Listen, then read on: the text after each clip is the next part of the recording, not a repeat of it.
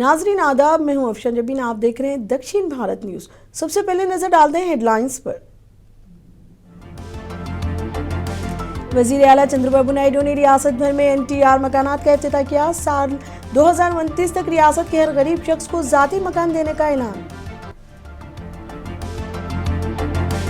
आंध्र प्रदेश मखलूत हुकूमत अक़लियतों की फलाह के लिए पुरअज़्म। चीफ मिनिस्टर चंद्रबाबू नायडू का यौम अक़लियती बहबूद और कौमी यौम तालीम की तरगीब से खिताब। वज़ीर TG भरत ने डॉक्टर अब्दुल हक उर्दू यूनिवर्सिटी को 1 करोड़ रुपए का दिया अतिया। मौलाना अबुल कलाम आज़ाद कौमी यौम तालीम तकरीब का करनूल में शानदार अंदाज में इनेकाद। प्रोदुटूर ज्वाइंट एक्शन कमेटी के ज़ेर एहतमाम वक्फ पोर्टल पर वर्कशॉप। वक्फ बोर्ड के ओहदेदार व्यापारी जाकिर अहमद ने की निगरानी। अब खबरें तफसील से। AP के वजीर आला चंद्रबाबू नायडू ने आज अनंतनाग जिले का दौरा किया। उन्होंने रायचोटी में अहम स्कीम की शुरुआत की। रियासत भर में तामीर शुदा 3 लाख NTR पक्के मकानात का वर्चुअल इफ्तिताह किया। बताया गया है कि ये मकानात मौजूदा मखलूत हुकूमत के 17 महीनों के दौर इख्तिदार में तामीर किए गए हैं। वजीर आला चंद्रबाबू नायडू ने कहा कि हुकूमत आम शहरियों के लिए बेहतर रिहायशी सहूलतें फराहम करने का मुकम्मल अज़म के साथ काम कर रही है। So we are trying by March end, sir. Latest కొద్దిగా స్పిల్ ఓవర్ అయితే జూన్ లోపల 80% ఆర్ కంప్లీట్ చేస్తారు. ఇంకొక 5,80,000 you are going to complete everybody 1 year 1.5 year లో complete. Yes, everybody will be. मकानों के इफ्तिताह के बाद CM नायडू ने अवामी जलसे से खिताब भी किया। वजीर आला चंद्रबाबू नायडू ने कहा कि साल 2029 रियासत के हर गरीब शख्स को जाती मकान देना उनकी हुकूमत का बुनियादी मकसद है। उन्होंने आज रियासत भर में 3 लाख मकानात की शुरुआत के प्रोग्राम का इफ्तिताह किया। देही इलाकों में वजीर आला ने मुस्तहिक खानदानों को मकानात की चाबियां हवाले की और दीगर अजला में मुनक़िदा प्रोग्रामों का वर्चुअल इफ्तिताह किया। ఈ రోజు ఇక్కడికి వచ్చినప్పుడు ఇండ్లు పూర్తి చేసుకున్నటువంటి శ్రీమతి హేమలత గారు, శ్రీమతి ముంతాజ్ గారు చాలా సంతోషం. వాళ్ళిద్దరూ ఇండ్లు పూర్తి చేసుకుని ఈరోజు గృహప్రవేశం చేసే ఈ రోజున వాళ్ళని ఆశీర్వదించి వాళ్ళకు అన్ని శుభం కలగాలని మనస్ఫూర్తిగా ఆకాంక్షిస్తున్న వారిద్దరికి కూడా అభినందనలు. వీరే కాకుండా ఈరోజు రాష్ట్రంలో కొత్తగా శాంక్షన్ అయినటువంటి హౌస్ శాంక్షన్ చేశాం. అంజనమ్మ ఈవిడ కూడా ఈ ఊరే ఎరుకల కులం. ఆ అమ్మాయికి కూడా ఈరోజు ఇల్లు ఇచ్చాం. ఆ అమ్మాయికి కూడా అభినందనలు. తొందరలోనే ఇల్లు పూర్తి చేసి మళ్ళీ ఈ గవర్నమెంట్ ఉండంగానే మీకు గృహప్రవేశం చేసే బాధ్యత, చేయించే బాధ్యత ఈ ప్రభుత్వం తీసుకుంటుంది. అదేవిధంగా ఇక్కడికి వచ్చినప్పుడు బంగారు కుటుంబాలు 2 సెలెక్ట్ చేశాం. ఒక సెలెక్ట్ చేశాం ఏదైతే పతన్ మాబ్జన్ ఒక ఆ అమ్మాయిని P4 కింద దత్తత తీసుకోవడానికి వచ్చినటువంటి మార్గదర్శి చంద్రకాంత్ గారు, వారికి జిల్లా కలెక్టర్ గారు, అదే మరిగా Ajay Jain special secretary housing. Andhra Pradesh में हालिया तूफान से हुए नुकसानात का जायजा लेने मरकज की एक टीम ने रियासत का दौरा किया है। मरकजी टीम ने वजीर आला चंद्रबाबू नायडू से CM कैंप ऑफिस में मुलाकात की। इस वक्त की क़यादत मरकजी वजारत दाखिला की ज्वाइंट सेक्रेटरी P बासु ने की। इस टीम ने तूफान से मुतासरा अजला कोनासीमा, मशरक़ी गोदावरी, एल्लूर, कृष्णा, प्रकाशम और बापटला का मुआयना किया। रियासती हुकूमत ने मरकजी हुकूमत को पेश की गई इब्तदाई रिपोर्ट में तूफान से 5,267 करोड़ रुपए के नुकसानात का तखमीना बताया है और फौरी इमदाद के तौर पर 2,622 करोड़ रुपए जारी करने की दरख्वास्त की है।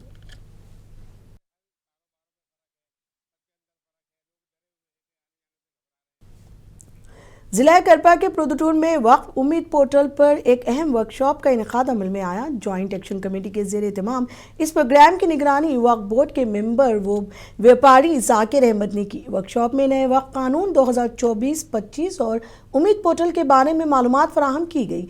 जाकिर अहमद ने बताया कि तमाम वक्फ जायदादों को ऑनलाइन दर्ज कराना लाजमी है और इसके लिए आखिरी तारीख 25 दिसंबर मुकर्रर की गई है। जाकिर अहमद ने मुनसिफ टीवी से गुफ्तगू करते हुए कहा कि किसी को भी घबराने की ज़रूरत नहीं, वक्फ बोर्ड तमाम इदारों और जायदादों की मुकम्मल हिफाजत करेगा। उन्होंने कहा कि रियासत आंध्र प्रदेश में 4000 वक्फ जायदादों की निशानदेही हो चुकी है और पहले मरहले में इन सब को ऑनलाइन किया जाएगा। ज़िला कड़पा में 270 जायदादें रिकॉर्ड में हैं, जिनमें से अब तक सिर्फ 70 जायदादें ऑनलाइन हो चुकी हैं। जिले कड़पा के फुदुटूर मंडल में खास तौर से उम्मीद पोर्टल यानी कि वक्फ बोर्ड के जो नए कानून है उसमें आखिरी तारीख 5 दिसंबर तक जो अपने भी वक्फ के जायदाद हैं, देखिए आशुर खाने, दरगाह, मस्जिद और जितने भी वक्फ से ताल्लुक रखते हैं वो सब 5 तारीख तक ऑनलाइन करने की आखिरी तारीख 5 दिसंबर रखी गई। इसे देखते हुए आज फुदुटूर में जॉइंट एक्शन कमेटी और मुस्लिम पर्सनल लॉ बोर्ड की जानिब से तमाम मुतवल्लिस को जो जिम्मेदार हैं दरगाहों के, मस्जिदों के, इनको सब बुलाकर तफसील से वाकिफ किया जा रहा है। इस मौके पर वक्फ बोर्ड की जानिब से बहुत से ऑफिसर्स यहाँ पे आके खिदमत अंजाम दे रहे हैं, लेकिन इस वक्त हमारे साथ तफसील से बात करने के लिए वक्फ बोर्ड के हानबुल मेंबर व्यापारी जाकिर अहमद इस वक्त हमारे साथ हैं, साथ बात करते हैं। जाकिर भाई, खास तौर से आप इस बार जो वक्फ बोर्ड के मेंबर बनाया गया उस वक्त से आपको जिम्मेदारी बढ़ गई है, इस पर आप कैसा महसूस करें? और अल्लाह जिससे काम लेना चाहता है उनसे काम लेगा और शायद अल्लाह ताला की ये मर्जी है कि मुझसे आज वक्फ बोर्ड के जो भी जायदाद है और जो भी मसले हैं वो मसले हल करने के लिए एक मौका दिया बोल के मैं समझता हूँ। देखो, बहुत लोगों को एक गलत फहमी है कि वक्फ में प्रॉपर्टीज रजिस्टर करने से कुछ कब्जा हो जाएगा ऐसा करके, लेकिन मैं सबसे एक आजिज़ाना गुजारिश करता हूं कि वक्फ बोर्ड में जो भी प्रॉपर्टीज रजिस्टर होते तो उन लोगों को एक सेफ्टी, एक प्रोटेक्शन मिलता वक्फ बोर्ड से। और कानून भी ऐसा, भी वक्फ एक्ट 2025 अमेंडमेंट एक्ट है, उसमें बहुत से एक 40 अमेंडमेंट्स हुए, उसमें 3 अमेंडमेंट्स अभी गवर्नमेंट सुप्रीम कोर्ट ने स्टे लगाए हुए हैं। लेकिन सबसे आजिज़ाना गुजारिश है कि वक्फ में जो भी प्रॉपर्टीज आप रजिस्टर करेंगे तो वो हिफाजत से रहेंगे। और मेरा अपील है सब लोगों को जितना जल्दी हो सके पूरे लोग इसमें पोर्टल में, उम्मीद पोर्टल में जल्दी से अपने 5 दिसंबर 225 के अंदर अपने प्रॉपर्टीज को पोर्टल में अपलोड करें और रजिस्टर करवाएं।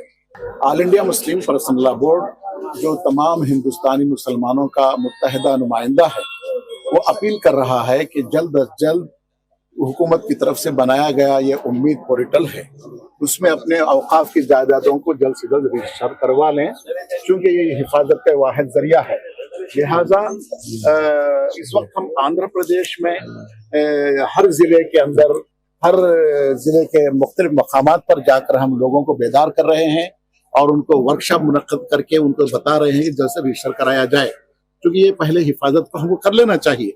बाकी के जो मामलात हैं कि वक्फ अमेंडमेंट बिल को एक्ट में जो तब्दील किया गया है, वो एक कानूनी जंग है जो जमहूरी तरीके से all India Muslim personal law board अदालतों के जरिए से लड़ेगी और अपना हक हासिल करने की जरूर कोशिश करेगी।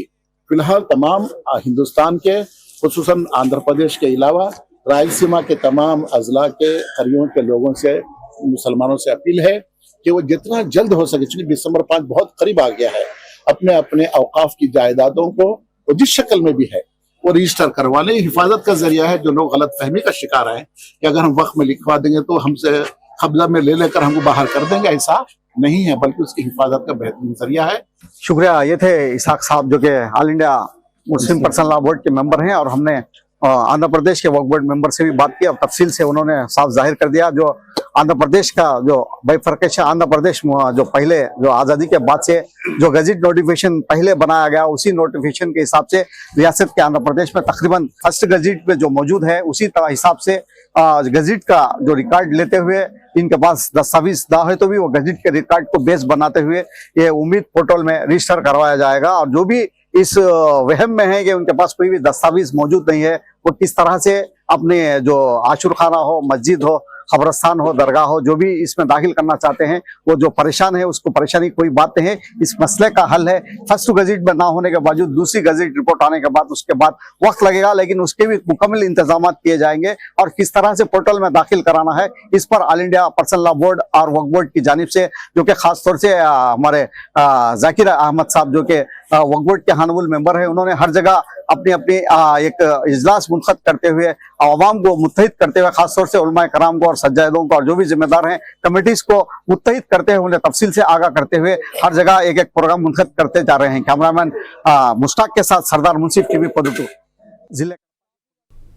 जिला करपा के प्रोदुटूर में भी वाईएसआर कांग्रेस पार्टी की जानिब से आज एहतजाजी रैली निकाली गई। मुजाहिरीन ने रियासती हुकूमत की जानिब से मेडिकल कॉलेजों की निजकारी के मुखालिफत में आवाज़ बुलंद की। ये रैली वाईएसआरसीपी के रियासती तर्जुमान राचामलू शिवा प्रसाद रेड्डी की क़यादत में निकाली गई।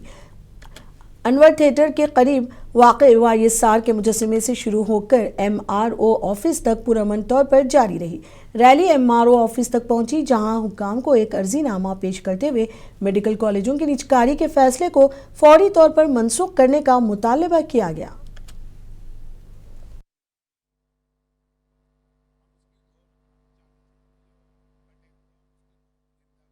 రాష్ట్ర వ్యాప్తంగా ఈరోజు వైఎస్ఆర్ కాంగ్రెస్ పార్టీ జగన్మోహన్ రెడ్డి గారి నాయకత్వంలో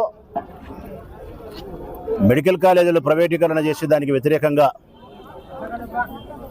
జగన్మోహన్ రెడ్డి గారు ఏ సదుద్దేశంతో అయితే మెడికల్ కాలేజీలు రాష్ట్రానికి సాధించి పెట్టినారో, ఈ రాష్ట్రంలోని పేద విద్యార్థులకు డాక్టర్ కావాలన్న కోరికగా మిగిలిపోకూడదు, ఆ కళ నెరవేరాలనే సత్సంకల్పంతో సద్బుద్ధితో 17 మెడికల్ కాలేజీలను ఈ రాష్ట్రానికి తీసుకొచ్చినాడు ఆయన। अनंतपुर तारी पत्री में हालात उस वक्त कुछ देर के लिए कशीदा हो गए जब पुलिस ने साबिक एमएलए पेदा रेड्डी को एहतजाजी रैली निकालने से रोक दिया। वाईसीपी लीडर मेडिकल कॉलेजों की प्राइवेटाइजेशन के खिलाफ रैली निकाल रहे थे। इस मौके पर साबिक एमएलए पी रेड्डी और पुलिस के दरमियान काफ़ी देर तक बहस व तकरार हुई। ताहम पुलिस ने उन्हें रैली निकालने की इजाज़त नहीं दी। साबिक एमएलए ने इल्ज़ाम आयद किया कि हुकूमत मेडिकल कॉलेजेस की प्राइवेटाइजेशन के जरिए मेडिकल तलबा का कैरियर तबाह करना चाहती है।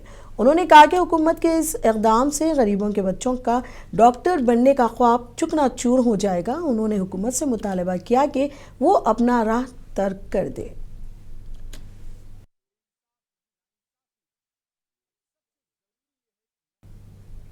चीफ मिनिस्टर चंद्रबाबू नायडू ने कहा है कि एनडीए हुकूमत अक़लियतों की फलाह व बहबूद के लिए पुरअज़्म है। उन्होंने अक़लियती तबका की लड़कियों को इंटरमीडिएट तक मुफ्त तालीम, करपा और विजयवाड़ा में हज हाउस की तामीर के अलावा आज़मीन हज को 1 लाख माली इमदाद का यकीन दिलाया। यौम अक़लियती बहबूद और कौमी यौम तालीम की तकरीबात में सीएम नायडू ने मेहमान खुसूसी की हैसियत से शिरकत की। वज़ीर आला ने बेहतरीन टीचर्स को एजाज़ात से नवाजा और सैयदना शाद अहमद को लाइफ टाइम अचीवमेंट अवार्ड पेश किया। चीफ मिनिस्टर ने कहा कि इल्मी मैशियत हासिल करने में मौलाना अबुल कलाम आज़ाद का अहम किरदार है, क्योंकि उन्होंने सन 1951 में पहला IIT कायम किया था। चीफ मिनिस्टर ने कहा कि उन्होंने हमेशा अक़लियतों के मफादात के तहफ़्फ़ुज़ की कोशिश की।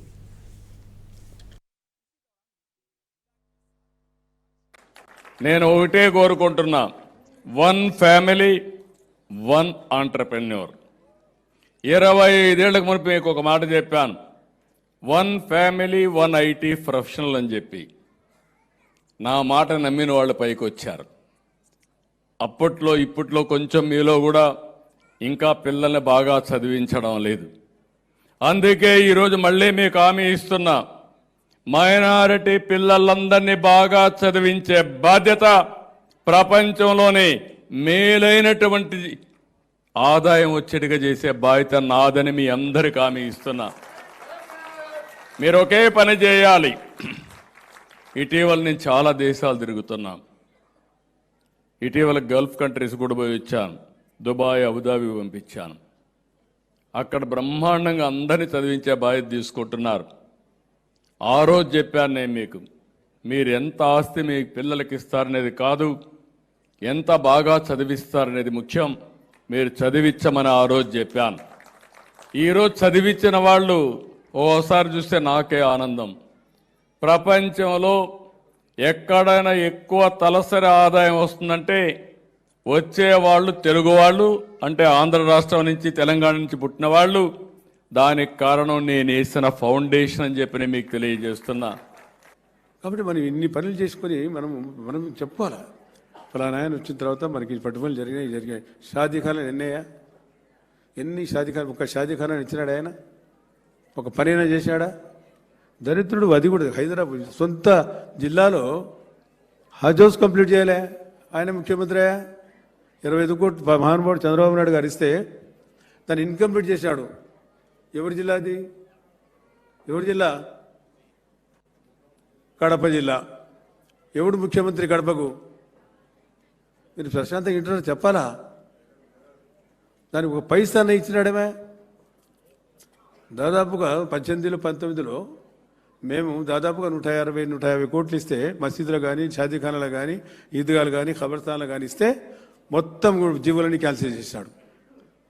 25 आंध्र प्रदेश के गवर्नर अब्दुल नजीर ने आज रायलसीमा यूनिवर्सिटी के कन्वोकेशन में शिरकत की। यूनिवर्सिटी कर्नूल जिले में वाक़ है। रायलसीमा यूनिवर्सिटी का ये चौथा कन्वोकेशन था। इस मौके पर वाइस चांसलर प्रोफेसर के कृष्णा नायक, रजिस्ट्रार और दीगर प्रोफेसर्स ने गवर्नर का शानदार इस्तकबाल किया। गवर्नर ने बेहतरीन कारकर्दगी दिखाने वाले तलबा को गोल्ड मेडल्स से नवाजा और तलबात की शानदार कामयाबी पर खुसूसी तौर पर मुबारकबाद पेश की। उन्होंने कहा कि 80% गोल्ड मेडल हासिल करने वाली तलबात हैं। ये यूनिवर्सिटी के लिए फ़ख्र की बात है और लड़कों के लिए ये एक सबक भी। इस मौके पर कर्नूल के रुकन पार्लियामेंट बी नागराजू, जिला कलेक्टर डॉक्टर एसरी, एसपी विक्रांत पाटिल, एमएलएस के अलावा कई मुअज़्ज़िज़ शख्सियात मौजूद थी। जबकि गवर्नर अब्दुल नजीर ने तलबा पर जोर दिया कि वो तालीम को समाजी खिदमत और मुल्क की तरक्की के लिए इस्तेमाल करें।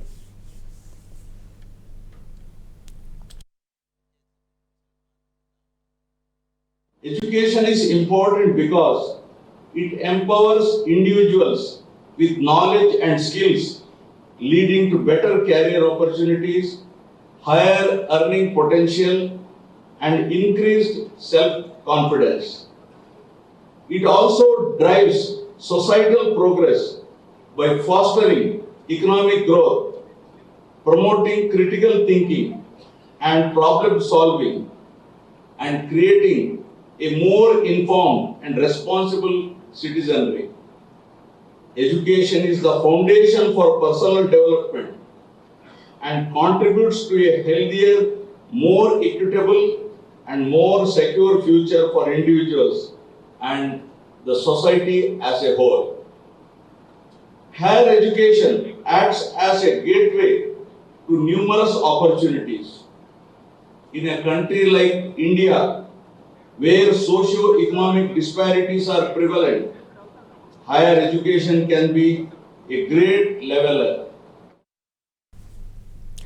आंध्र प्रदेश के दारुल हुकूमत अमरावती में हायर एजुकेशन कॉन्क्लेव का इनेकाद अमल में आया। इस प्रोग्राम में रियासत के वजीर तालीम व IT नारा लोकेश और दीगर ने भी शिरकत की। इस मौके पर खिताब करते हुए नारा लोकेश ने कहा कि वो आंध्र प्रदेश को तालीम के शोबे में मुल्क में पहले नंबर पर ले जाना चाहते हैं। उन्होंने कहा कि रियासती हुकूमत खासतौर पर तालीमी शोबा पर बहुत ज़्यादा खर्च कर रही है। लोकेश ने नौजवानों को मशवरा दिया कि वो रोज़गार के मौके तलाश करने के बजाय रोज़गार के तख्लीक़कार बनने पर तवज्जो दें। There's a big mismatch of what we teach and what the market demands. To be fair, in our current higher educational institutions, we are not able to provide any gainful employment even after 3 to 4 years of formal training. Whilst youngsters go to Amirpet and within 4 to 6 months of training, they're able to find a job. So I truly believe that fundamental transformation, not correction, transformation is required in higher education. We must move from degree acquisition to skill activation. We can draw a lot of examples from across the world. Dr. Ashwini ji just mentioned about Stanford University and asked me to explain why Stanford has fostered innovation. And to be fair, it's a very old institution. It has built itself organically. But the most important thing is the ability of the institution to transform itself, to adapt to changes around itself. And when I went to Stanford, I was part of the old curriculum at the Graduate School of Business. I was literally the last batch of the old curriculum. And Brahmni, my wife, is also Stanford MBA. She was part of the new curriculum. And there's so much of sea change between the curriculum, the approach, that even universities have to start transforming themselves. Otherwise, they Kurnool में मौलाना अबुल कलाम आज़ाद का यौम पैदाइश पर धूमधाम से कौमी यौम तालीम मनाया गया। इस मौके पर रियासती वज़ीर टीजी भरत ने मेहमान खुसूसी के तौर पर शिरकत की। उन्होंने अपने खिताब में कहा कि मौलाना अबुल कलाम आज़ाद ने आज़ाद हिंदुस्तान के तालीमी निज़ाम की बुनियाद रखी और IIM, IITs और UGC के क़याम में अहम किरदार अदा किया। टीजी भरत के मुताबिक उनकी ज़िंदगी और नज़रियात तलबा के लिए मशाले राह हैं। इस मौके पर वज़ीर टीजी भरत ने डॉक्टर अब्दुल हक उर्दू यूनिवर्सिटी की तरक्की के लिए ज़ाती तौर पर और अपने दोस्तों के ताउन से 1 करोड़ रुपए का अतिया देने का ऐलान किया। उन्होंने कहा कि उर्दू ज़ुबान की तरवीज और अक़लियतों की फ़लाह के लिए ये यूनिवर्सिटी मज़ीद मजबूत होनी चाहिए। इस बीच जॉइंट कलेक्टर नूरुल कमर ने कहा कि मुसलमानों को तालीम को अव्वलीन तरजीह देनी चाहिए ताकि वो माशरती व इक़्तिसादी तौर पर मजबूत बन सके। గురించి ఫ్యూ థింగ్స్ అండి, నాకు జస్ట్ ఇక్కడ పేపర్ ఇచ్చిన దాంట్లో సబ్జెక్ట్లో చదువుతా ఉంటే ఫ్యూ థింగ్స్ రియలైజేషన్ అవుతా ఉంది. నాకు కూడా నాకే ఇప్పుడు కొన్ని తెలుస్తున్నాయంటే చాలామంది ఇప్పుడుండే జనరేషన్ వాళ్ళు ఎంతవరకు హిస్టరీ తెలుసుకుంటుంటారు, లీడర్స్ గురించి ఎంతమంది తెలుసుకుంటున్నారో ఆ దేవునికే తెలియాల. ఎందుకంటే గొప్ప గొప్ప నాయకుల గురించి మనం తెలుసుకొని మనము వాళ్ళల్లో మంచి పనులు ఏం చేశాము అనేది ఆ స్ఫూర్తి తెచ్చుకుంటేనే మనం కూడా మోటివేట్ అయ్యే ఆస్కారం ఉంటుంది.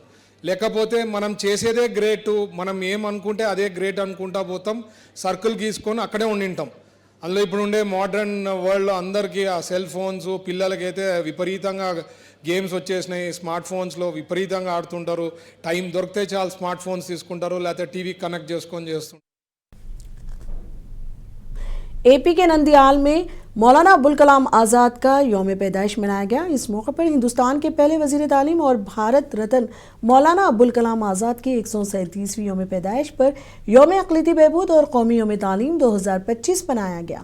इस मौके पर मौलाना आज़ाद को भरपूर क़िरात पेश किया गया। इसके अलावा नंदियाल म्यूनसिपल टाउन हॉल में महकमा अक़लियती बहबूद के ज़ेर एहतमाम तक़रीबात का इनेक़ाद किया गया। ज़िला अक़लियती बहबूद अफसर सबीहा प्रवीण ने इस प्रोग्राम की सदारत की।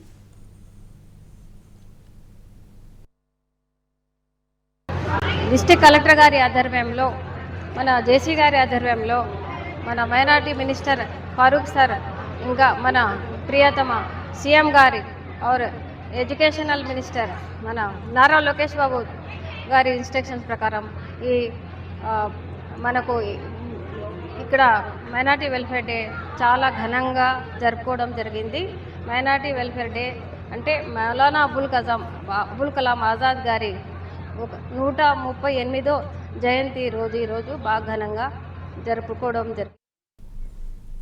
करनूल ज़िले के अदूनी मंडल से खबर है, आज भीम रेड्डी कॉलोनी में उर्दू स्कूल की तामीर के लिए संग बुनियाद रखा गया। इस मौके पर अदूनी के MLA डॉक्टर पार्था सारथी ने खुसूसी तौर पर शिरकत की। कॉलोनी में अब तक उर्दू स्कूल ना होने की वजह से तकरीबन 50 तलबा शादी खाने में तालीम हासिल कर रहे थे।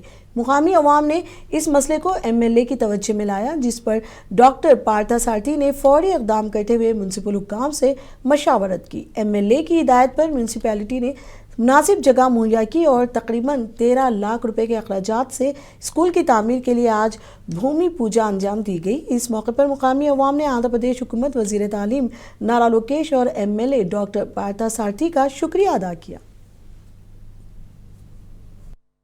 मैं आदोनी में भीम रेड्डी कॉलोनी में हूँ। यहाँ पे उर्दू मीडियम की स्कूल है, लेकिन उसके लिए पक्का बिल्डिंग नहीं है, क्लासरूम्स नहीं है। इसलिए हम क्या है, शादी का खरीब में जो भी है शादी खाने में उन बच्चों की पढ़ाई चल रही, इसलिए मेहमान लोग आके मुझे बोले ऐसे परेशान है बोल के मैं म्युनिसिपालिटी लोगों से बात करके एक अलग जगह निकाला इसके लिए।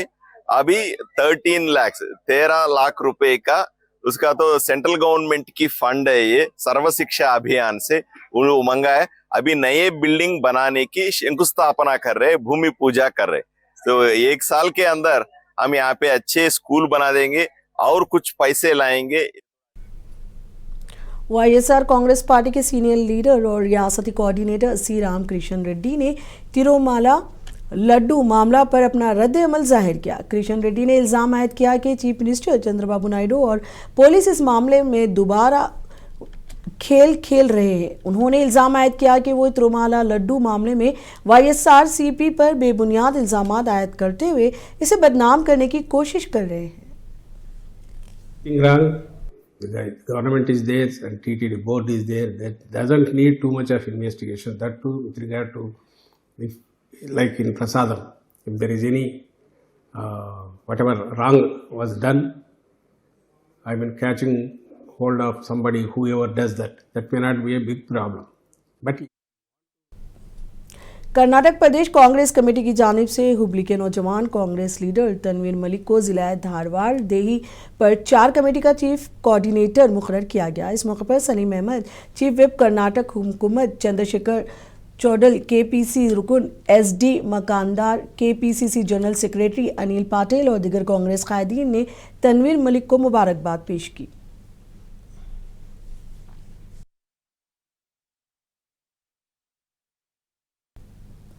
दक्षिण भारत न्यूज में अब तक के लिए इतना ही। मुझे दीजिए इजाजत। आदाब।